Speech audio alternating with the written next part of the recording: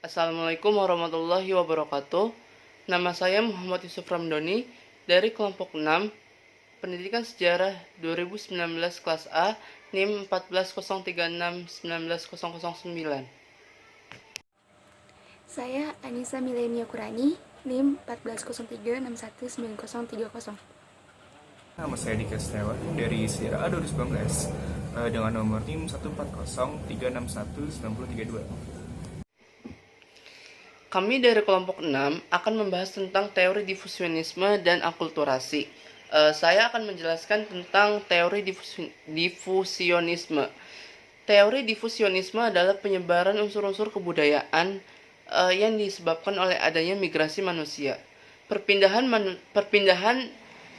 manusia dari satu tempat ke tempat yang lainnya akan menularkan budaya-budaya tertentu. Jadi kelompok-kelompok manusia yang melakukan migrasi itu akan menularkan budaya-budaya yang mereka bawa.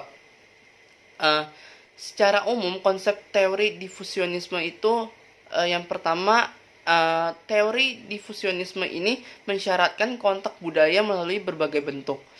Difusi kebudayaan ini tidak mungkin dapat terjadi apabila tidak ada kontak budaya, baik itu manusianya, bahasanya, maupun aspek komunikasi kebudayaan lainnya melalui berbagai bentuk. Yang kedua, difusi kebudayaan ini tidak mungkin terhindari lagi karena adanya faktor teknologi dan informasi, termasuk globalisasi. Yang kedua, ada bentuk difusi. Salah satu bentuk difusi adalah penyebaran unsur-unsur kebudayaan yang dibawa oleh kelompok-kelompok manusia yang bermigrasi dari satu tempat ke tempat lainnya. Selain itu, difusi juga dapat terjadi ketika individu dari satu kelompok bertemu dengan individu dari satu kelompok yang lainnya lagi. Individu-individu yang dimaksud ini adalah golongan pedagang, pelaut, serta golongan para ahli agama. Bentuk-bentuk difusi yang dapat terjadi ketika individu satu bertemu dengan individu yang lainnya adalah dapat dibagi menjadi tiga. Yang pertama, hubungan simbiosis. Hubungan simbiosis adalah hubungan di mana bentuk dari kebudayaan itu masing-masing tidak berubah. Contohnya, daerah pedalaman negara Kongo, Togo, dan Kamerun ketika berlangsung kegiatan barter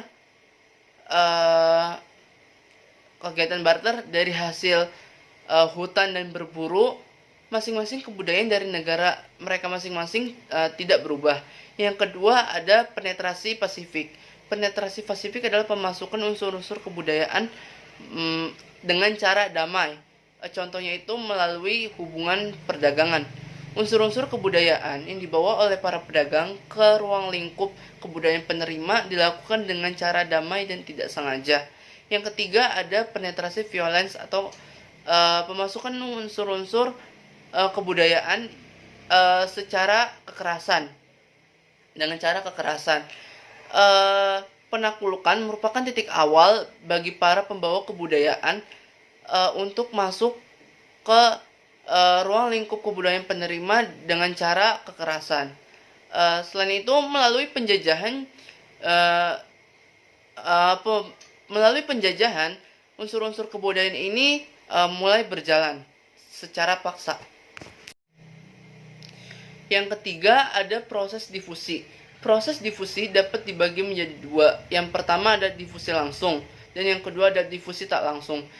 Yang pertama, difusi langsung. Difusi langsung terjadi apabila unsur-unsur kebudayaan menyebar secara langsung dari lingkup kebudayaan pemberi ke lingkup kebudayaan penerima.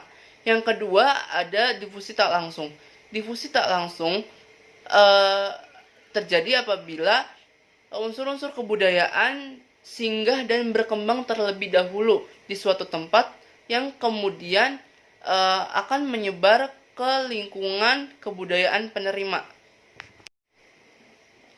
Yang keempat, ada teori-teori difusionisme. Kelompok kami akan membahas teori yang pertama teori difusi reverse dan yang kedua teori Elliott Smith dan Perry.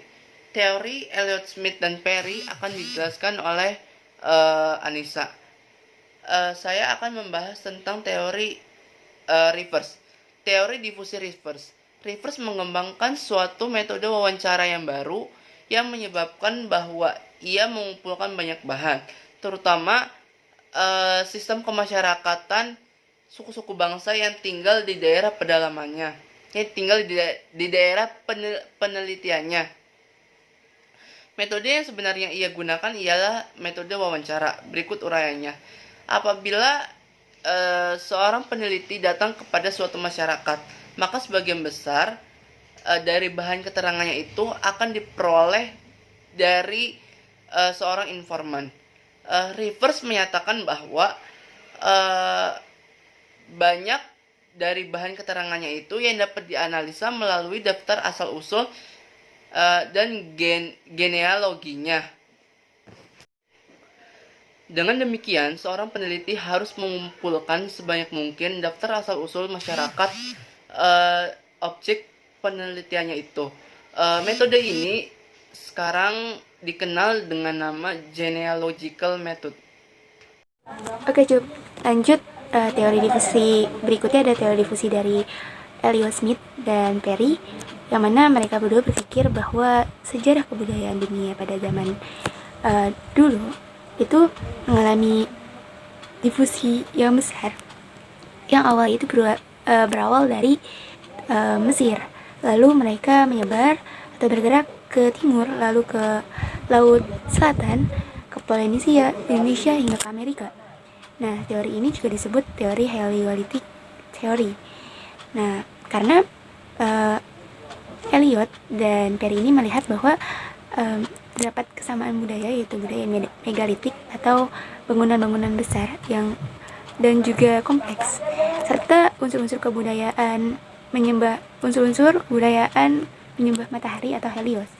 Lalu untuk Perry sendiri ini, dia lebih mengembangkan teori ini dengan menerapkannya pada penelitiannya yang dia kerjakan dengan teliti tentang difusi ini. Nah, difusi dari Mesir hingga ke Amerika ini. Lalu dia bukukan di buku yang berjudul Children of the Sun. Dan teori difusi heliostik ini banyak ditentang para ahli, salah satunya R. Hallowey, karena dianggap teori difusi yang ekstrim. Segitu aja teman-teman, lanjut ke teori akulturasi oleh Adika. Oke, di sini saya ingin menjelaskan tentang akulturasi, yaitu definisi akulturasi, faktor-faktor yang mempengaruhi akulturasi, dan juga jenis-jenis akulturasi. Nah, dimulai dari yang pertama, yaitu definisi akulturasi. Menurut Redfield, akulturasi merupakan hasil ketika suatu kelompok individu yang memiliki kebudayaan berbeda datang dan secara berkesinambungan melakukan kontak dari perjumpaan pertama, yang kemudian mengalami perubahan dalam pola budaya asli salah satu atau kedua kelompok tersebut. Dari definisi akulturasi itu kita dapat mengidentifikasi beberapa elemen kunci, seperti pertama itu dibutuhkan kontak atau interaksi antar budaya yang secara berkesinambungan. Yang kedua, hasilnya itu merupakan sedikit perubahan fenomena budaya atau psikologis antara orang-orang yang saling berinteraksi. Yang terakhir itu, hasil akhirnya itu tidak hanya menyangkut perubahan-perubahan pada fenomena yang ada, tetapi juga pada fenomena baru yang dihasilkan oleh proses interaksi budaya tersebut. Nah, selanjutnya itu faktor-faktor yang mempengaruhi akulturasi. Menurut Theodore Redfield, terdapat 3 isu yang dapat diidentifikasi sebagai faktor yang mempengaruhi akulturasi. Yang pertama itu kontak. Kontak merupakan hal yang paling penting dalam akulturasi. Kontak ini merupakan pertemuan antara dua kelompok atau dua individu yang melakukan kontak secara berkesinambungan dan langsung. Nah, selanjutnya itu pengaruh timbal balik. Berdasarkan Theodore Redfield, pada kalimat mengalami perubahan dalam pola budaya asli salah satu atau kedua kelompok tersebut, itu memuat adanya pengaruh timbal balik, di mana pada teorinya itu kedua kelompok ini saling memberikan pengaruh. Dan yang ketiga itu perubahan. Perubahan merupakan salah satu aspek penting dalam kontak yang meliputi proses yang dinamis dan hasil yang mungkin relatif stabil. Hal ini bermaksud bahwa mempelajari akulturasi kita dapat melihat proses itu sendiri. Seperti bagaimana perubahan dapat terjadi, itu pertanyaan mengenai proses, dan juga apa yang berubah setelah proses akulturasi, yaitu pertanyaan mengenai hasil. Nah, selanjutnya itu jenis-jenis akulturasi. Menurut Bogardus terdapat 3 jenis-jenis akulturasi, yaitu yang pertama itu blend acculturation. Akulturasi jenis ini terjadi ketika orang-orang yang mempunyai kebudayaan berbeda tinggal secara berdekatan, dan pola-pola budaya itu dipelajari secara tidak sengaja. Yang kedua, imposed acculturation. Akulturasi jenis ini terjadi ketika terdapat unsur pemaksaan pada posisi satu budaya oleh budaya lain. Dan yang ketiga itu democratic acculturation. Akulturasi jenis ini terjadi ketika representasi tiap budaya menghormati budaya yang lainnya. Baik, saya akan menjelaskan lanjutan materi dari Adika tadi. Oke, di situ ada kerangka kerja akulturasi, yang mana John Weberi membaginya menjadi 2 tingkatan, yaitu tingkatan kultural atau kelompok dan tingkatan individual atau psikologis. Nah, di sini John Weberi menerangkan bahwa budaya A dan budaya B itu saling mengalami kontak, yang mana nanti baik di budaya A dan di budaya B itu terlihat sangat jelas secara fisik, politik, ekonomi, dan tentunya budaya, perubahan yang ada di budaya tersebut, kedua budaya tersebut. Nah, lanjut ke tingkat selanjutnya, yaitu tingkat psikologis atau tingkat individu, yang mana individu baik dari budaya A maupun budaya B itu sama-sama mengalami perubahan perilaku. Jadi misalnya saya adalah individu pada budaya A, lalu saya menerima budaya B, saya akan mengalami perubahan perilaku. Perubahan perilakunya berbentuk seperti gaya bicara saya, atau cara makan saya, maupun cara berpakaian saya, atau yang lainnya. Nah, setelah itu, ketika saya tidak bisa menerima budaya itu, terjadi problematika dalam menerima budaya itu disebut stres akulturasi yang ada di bagian di bawahnya. Nah, lanjut, secara perlahan kita mengalami adaptasi. Individu baik di budaya A dan budaya B mengalami adaptasi, yaitu adaptasi perubahan psikologis maupun perubahan sosial budayanya. Seperti itu, teman-teman. Ya, lanjut. Ya, itu ada strategi-strategi akulturasi yang sama-sama dikemukakan oleh John Weberi, yang mana individu dan kelompok itu sama-sama mengalami proses akulturasi. Dan strategi apa sih yang mereka ambil dalam proses akulturasi itu? Strategi mana yang akan mereka ambil dalam proses akulturasi itu tergantung pada variabel dari faktor-faktor sebelumnya, yaitu kondisi budaya dan kondisi psikologisnya, dan variabel konsekuensi yang berbeda dari strategi yang berbeda yang mereka ambil, teman-teman. Jadi individu berhak mengambil strateginya sendiri. Jadi strateginya ini ada 4 seperti bagiannya di samping. Ada di situ ada iya tidak dan iya tidak kan. Nah, untuk yang baris itu untuk home culture, dan yang bawahnya untuk domain kultur. Nah, integritas itu dia tertarik untuk mempertahankan kebudayaan asli, dan dia tertarik juga untuk berinteraksi dengan kebudayaan dominan atau kebudayaan yang datang. Terus ada asimilasi.